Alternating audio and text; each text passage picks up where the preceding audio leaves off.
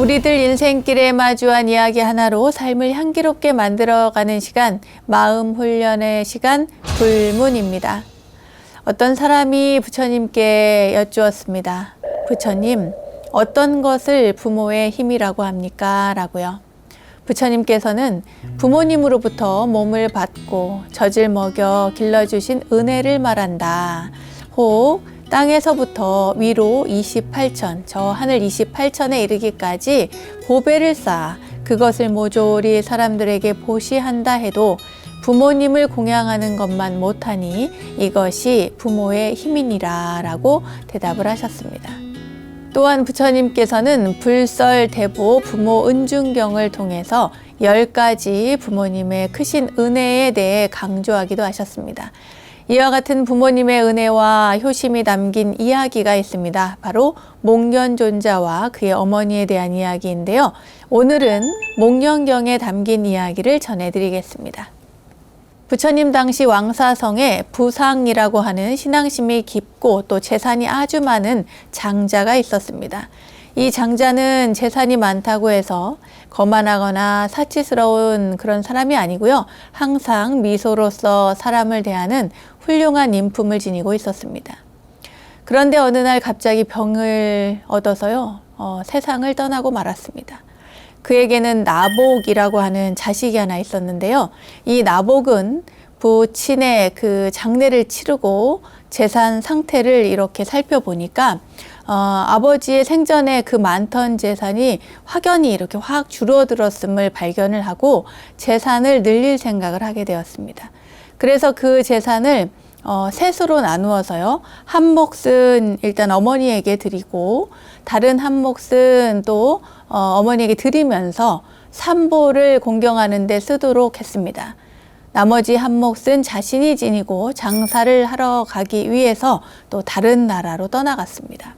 아들의 부탁을 받은 어머니는 나복이 먼 곳으로 떠나자 이 아들의 부탁은 다 잊어버리고 가정을 돌보는 것도 소홀히 하고 또 삼보를 공경하기는커녕 오히려 이상한 굿이나 점 등으로 귀신에게 제사를 지내는 일로 즐거움을 삼을 정도로 타락을 하기 시작했습니다. 타지에 나간 아들은 3년 동안 열심히 노력을 해서 아주 큰 돈을 벌게 되었죠. 그러자 아들은 귀국을 결심하게 되었는데 그때 자신의 귀국에 앞서서 하인을 보내 어머니에게 귀향 소식을 전하게 하였습니다. 나복은 하인을 고향으로 보내면서 다음과 같은 다짐을 했죠. 어머니께서 가게를 훌륭히 이끄시고 삼보를 지성으로 공양하였으면 이 돈을 어머니께 공양을 하고 만일 어머니께서 악업을 지으셨으면 이 돈은 어머니의 악업을 씻기 위해서 보시하는 데 써야겠다 이렇게요. 어머니는 아들이 돌아온다는 소식을 듣고 반갑기는커녕 그동안 지은 잘못을 감추기에 아주 바빴습니다. 그래서 황급히 집안을 정리하고 삼보를 그제서야 공경하는 척하고 또 소식을 전하려고 먼저 온 하인에게도 그렇게 꾸며서 아들에게 자신이 말한 대로 생활하고 있었던 것처럼 전하도록 했죠. 어머니의 소식을 들은 나복은 너무나 기뻐서 어머니가 계신 고향을 향해 1000배의 절을 올리기 시작했습니다. 한편 마중을 나왔던 마을 사람들은 열심히 절하는 모습을 지켜본 후에 나복이 절한 이유를 알고는 그간 어머니의 그 어떤 행동이나 태도에 대해서 사실대로 이야기를 해줬어요. 이에 충격을 받은 나복은 땅에 쓰러져 일어나지 못하고 있는데 마중을 나온 어머니는 아들이 손을 잡고 이렇게 이야기를 했어요. 아들아, 내 얘기를 들어봐라. 강물이 넓고 커도 그 위에 출렁이는 파도가 있는 것 같이 사람을 성공하게 하는 사람은 적고 망하게 하는 자는 많다. 네가 떠난 뒤에 너와의 약속을 지키지 않았다면 내가 집에 돌아가는 대로 중병을 얻어서 7일을 넘기지 못하고 죽어 아비지옥에 들어갈 것이다. 세상에 이렇게 이야기를 한 거예요. 이렇게 맹세를 하고 집으로 돌아가자 글쎄 어머니는 자신이 말한 대로 중병에 걸려서 7일을 넘기지 못하고 죽고 말았습니다.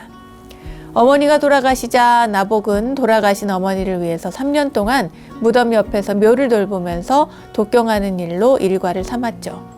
그리고 3년이 지나자 나복은 그 길로 기사굴산에 계시는 부처님을 찾아가서 출가를 하게 되었습니다.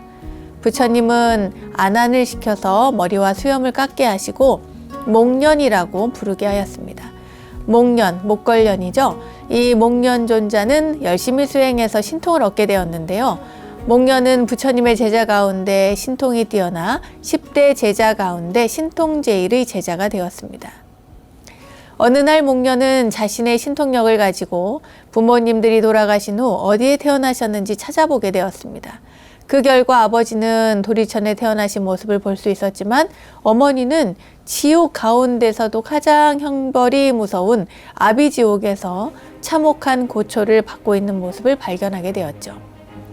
어머니는 온몸에 불이 활활 타오르는 업보를 받고 있었지만 지옥의 업보는 자식이라도 어찌할 수 없기 때문에 목련존자는 부처님께 간절한 마음으로 구원의 방법을 여쭈었습니다.